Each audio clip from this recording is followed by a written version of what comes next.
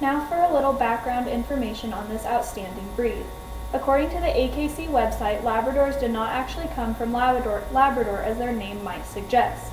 They actually came from Newfoundland.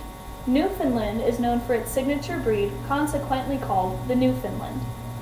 This breed was crossed with a smaller, unnamed water dog to produce a smaller dog which was an early form or a prototype of the Labrador. I guess, according to justlabradors.com, it was the Earl of Malmesbury who actually coined the name Labrador, as he loved the dog so much and could not see his life without one. High dog tax in Newfoundland made this breed almost extinct.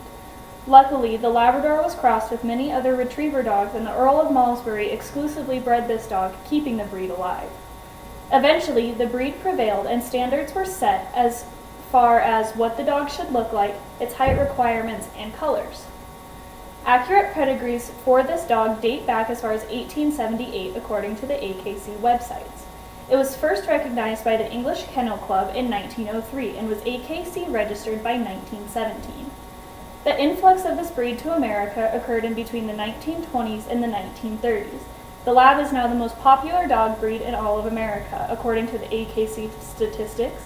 And there you have it. That is how the Labrador came to the U.S. and where its origins started. Now you might be wondering, what does a Lab look like? I've already given you two very good examples in a smaller form and a larger form. There are also a few different kinds of Labs, all with very distinct features.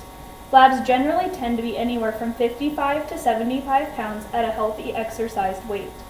Labs have dense water-resistant coats with 2 layers and a strong otter-like tail, a clean-cut head, and powerful jaws.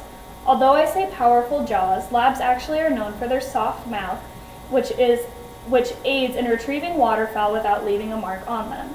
Did you know that a Lab can hold an egg in its mouth without breaking it? Yeah, me either. Labs are stocky and well balanced. They can range anywhere from 21 to 24 inches in height. Labs also come in 3 main colors: yellow, black, and brown, or otherwise known as chocolate.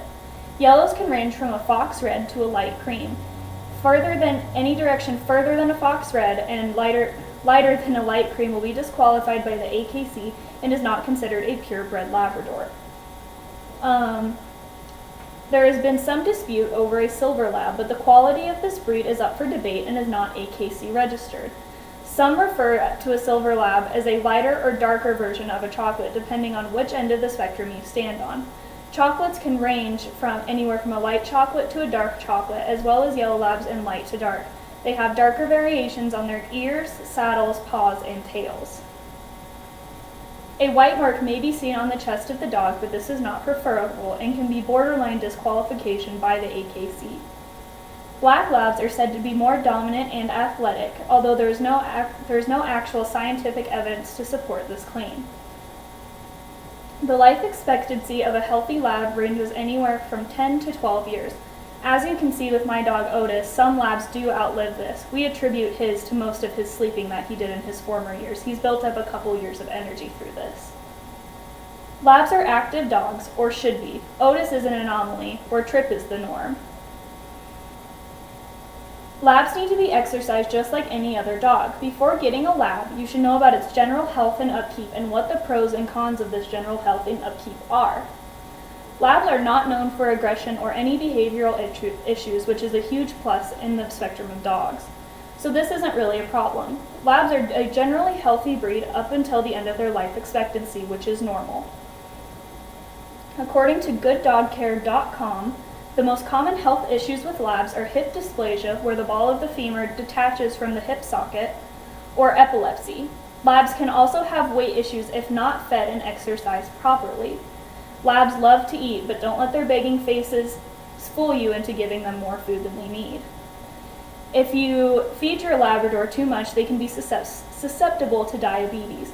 Overfeeding can also lead to early arthritis, early hip dysplasia, and some other forms of health issues. Diabetes is a crippling disease to any dog, especially if not awarded the proper care.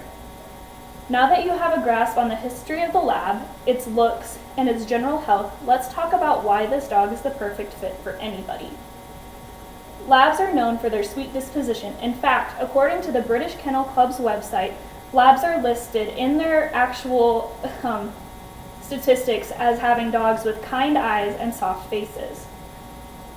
They love to please their masters and will do anything that is asked of them to receive praise and attention.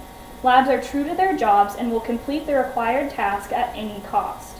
According to Club Labrador, Jake is the famous lab that helped in both Hurricane Katrina and the Twin Towers. Jake scrambled through loads of burning debris and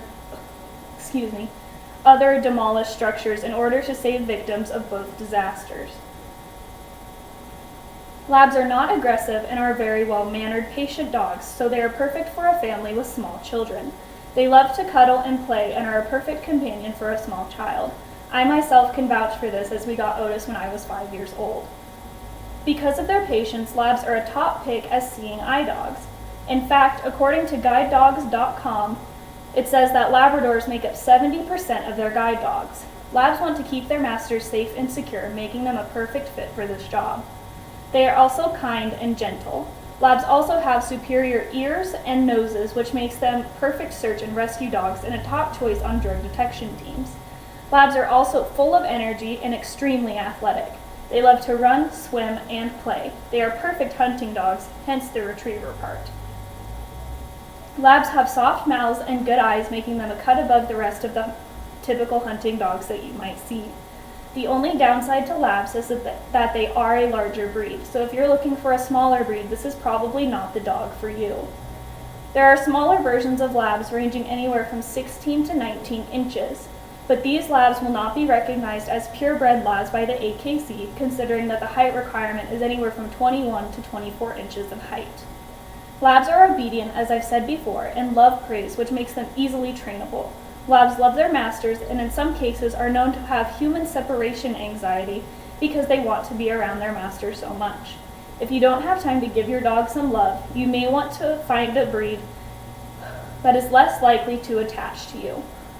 Whether you want a running partner or a lovable companion, a Labrador Retriever is the dog for you. They have an extensive history with a solid background and have a beautiful build with 3 gorgeous colors they come in. They are kind and loving and are the perfect pet for a large household or a one-person household. They are great in large families and do great with small children. They are fiercely loyal and love to please. They are versatile, and no matter what, at the end of the day, they love you unconditionally, and that in itself is what makes them the perfect dog.